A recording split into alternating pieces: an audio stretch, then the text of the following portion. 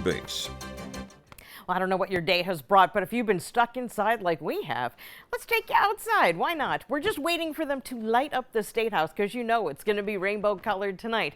The night, of course, of Pride Fest and the Illuminated Night Parade that kicks off at 8 p.m., by the way. So here's where we topped out today in the 60s for the most part. We have this like weird thing going on in North Kingstown where the observation comes in a little bit different from literally everywhere around them. Our average high for this date is 78 degrees. Most of us came in with temps in the 60s, ranging from 66 in Providence. We topped out at 68 in Smithfield, 64 in New Bedford. So no question, we were below average across southern New England for today. But we're going to fix that as we go to tomorrow. Our current temperatures are on the verge of dropping into the 50s, like here in Providence, where we're at 60. We're matching that in New Bedford. 61 for Newport. We're also matching that in Smithfield. And 67 is our current temperature in Westerly. 65 is what we've got going out on the block. Now, I wanted to make a point of our dew points because if at times it's one of those weird days where temperatures are chilly, but it's still a little muggy at the same time. My Graham used to call it a clammy day. So, hey, you know, it's a Rhode Island thing. But yeah, our dew points have been definitely flirting with that. Once we see dew points of 60 or higher, that's when we say, all right, it's humid out there. And we're really close this check-in through a good portion of the region, even in the lower 60s in Westerly and also into New Bedford. Winds are generally light to calmer wind directions coming in from the northwest. And if you're going to make some fog, this is kind of what you want to see. You see, when we have wind speeds that are light to calm, it's really easy to make the fog and get it to stick around. Wind and fog don't exist nicely in the same spaces, by the way. So here's what we've gotten so far. In Ashaway, the observer here has seen more than 2 inches of rain today. But in South Kingstown, this is the URI observation, 0.82. In New Bedford, just shy of 0.7 of an inch. In Warwick, this is at the airport, 0.72.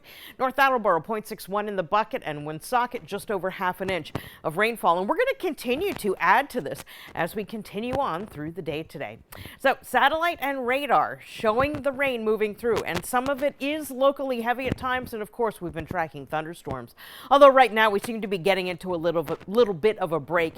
As we zoom out, you can see we still have a lot more we have to go through, which is why we can't say we're all done with the system, because as long as that area of low pressure is in our vicinity, it's going to keep this weather pattern in place. Now, it is expected to very slowly move away through the course of the day on Father's Day, but it will still be close enough that it could throw us a shower or two from time to time. Although tomorrow will honestly be a better day than today was. So good for Dad. Here's your hour by hour as we go through tonight into tomorrow. And I want to take us to the coast of Africa because here we have the development of a system.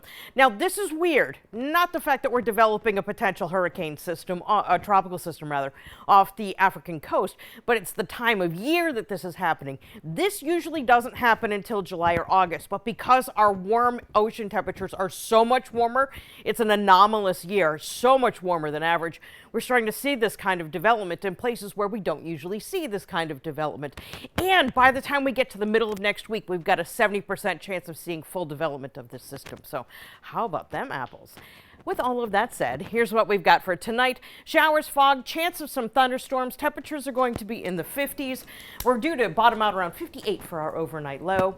And for Dad, for tomorrow, we're expecting temperatures to be a little bit warmer. We should be topping out in the 70s, which again is closer to what we typically would do this time of year. And there will be a chance of shower in there as well. So here's how things go.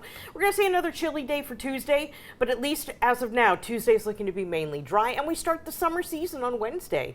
And it'll happen. The solstice time is exact. It's just before 11 a.m. Interesting how when summer starts, that's when the temperatures kind of heat up. Yeah, it has to do a lot with sun angle, and we're still waiting for this surface feature called the Bermuda High to click into place. Once that happens, we're off to the races with that summertime heat. Cool. Hasn't happened yet, though. And tomorrow shouldn't be too bad for Dad, as you were saying. No, it will be a lot drier. Awesome. Okay, thanks, Kelly. Sure. Sending it over.